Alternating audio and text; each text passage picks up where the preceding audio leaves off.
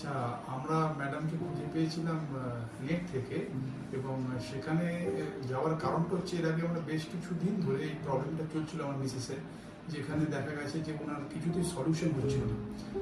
ডাক্তাররা বলেছিলেন কিছু কিছু জিনিস ফলো করতে, সেটা এগোচ্ছিল, কিন্তু যে কারেক্ট সলিউশন সেটা নিজেকে পাচ্ছিলেন না। তেমন অবস্থাতে আমরা ডক্টর ম্যাডামের ডিটেলস পাই এবং ওনার সাথে যোগাযোগ করি। তো খুবই আশ্চর্য বিষয়, জাস্ট 3টে সিটিং অ্যাজ অন টুডে, আজকে এটা বোধহয় আমার যতদূর মনে করছি, if I am not wrong, 3rd sitting এটা।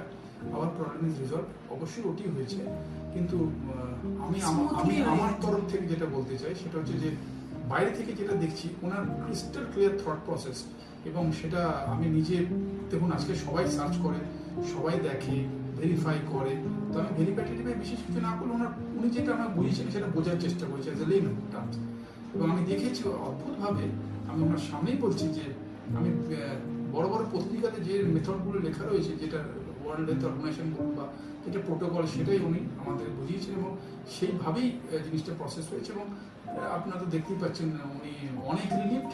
এবার আমি ওনাকে দেবো। আমার কাছে তুমি গড, মানে আমার কিছু বলার নেই। মানে এত বছরের প্রবলেম, একটা প্রায় 14-15 বছরের প্রবলেমটা যে 14-15 দিনের মধ্যে এইভাবে স্মুথলি সলভ হয়ে যাবে, এটা আমি ভাবতেই পারছি না। মানে জাস্ট মানে গড গড গড গড, এছাড়া আমার আর কিছু বলার নেই। Thank you many many.